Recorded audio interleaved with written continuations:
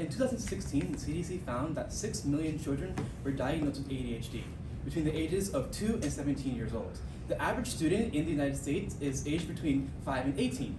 This means that many of these 6 million children will be in school. However, due to the fact that they have ADHD, their experience in school will not be a typical experience in school. But why? What is ADHD? ADHD, according to the National Institute of Mental Health, is an ongoing pattern of inattention and/or hyperactivity that interferes with functioning or development. This is why students with ADHD will struggle more in school compared to their neurotypical peers. Hello, my name is Alex Rodriguez, and this is how poor performance in school negatively affects the mental health of students with ADHD. Which leads me to my research question. How does poor performance in school negatively affect the mental health of students with ADHD in the United States? The conclusion that I reached was that it has been shown that there's a positive association between students with ADHD and a negative mental health. Students with ADHD are typically more at risk of depression and anxiety, and this can be attributed to a lack of activity due to their ADHD symptoms. However, there are solutions to help mediate these issues and improve the lives of these students. First, we will discuss how a lack of participation in schools brought upon ADHD symptoms leads to poor mental health. Then we will discuss how students with ADHD are at risk of poor mental health, and then we will discuss possible solutions to help these students. How a lack of participation in school brought upon ADHD symptoms leads to poor mental health. ADHD affects the brain's ability to organize itself, manage time, and to focus. These are all skills that are not only crucial to survive in today's world, but are almost essential to thrive in school. These are things that ADHD makes hard to do, which is why students with ADHD do poorly in school. According to Dr. Amy Akato, they consistently found an association between ADHD and poor academic performance, which was then followed by depressive symptoms. She then states, it is likely that students with ADHD inherently experience difficulties in academics, possibly due to issues related with organization, planning, and time management skills.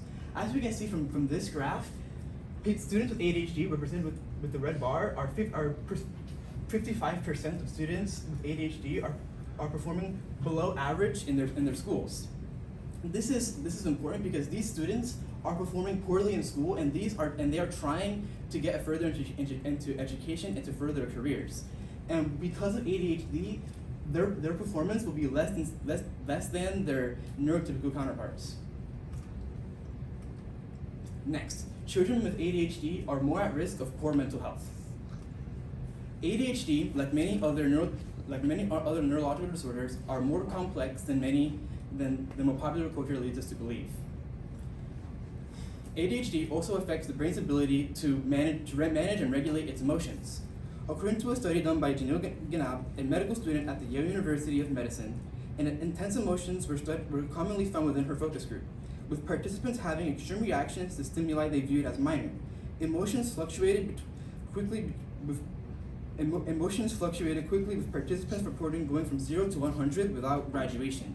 Due to the fact that ADHD affects the brain's ability to regulate its emotions, very minor things are a big deal to these kids.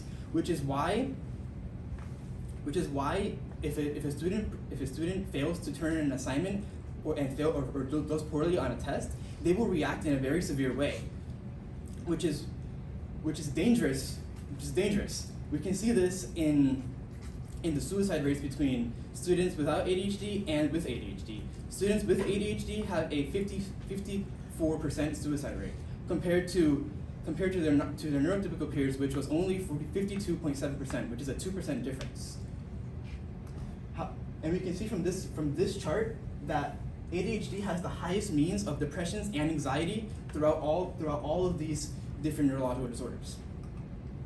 However grim the situation may seem, there are ways to help mediate these. However, it will take courage to take a step forward and to fight your own battles. According to Moral Courage and Disobedience by Ted Thomas and Ira Shalaf, intelligent disobedience requires refusing to follow orders that are either unlawful or will provide harm.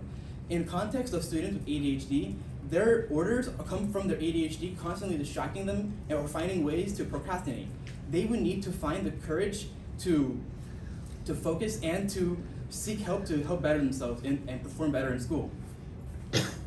And one of many ways to help themselves is by, according to Dr. Renee Chaco, is by participating in neurocognitive skill-based interventions in the context of adult-mediated supportive instruction and behavioral skills practice in context, which may result in benefits with children with ADHD. In simpler terms, by participating in activities outside of your comfort zone, and these activities will help you memorize and improve your cognitives. Then students with ADHD will perform better alongside having a support group of adults to help them get through these issues. In conclusion, students with ADHD will struggle with mental health issues more than neurotypical classmates. This is due to a lack of participation in school caused by their ADHD symptoms. Students with ADHD are more at risk of poor mental health due to their ADHD being unable to mediate emotions.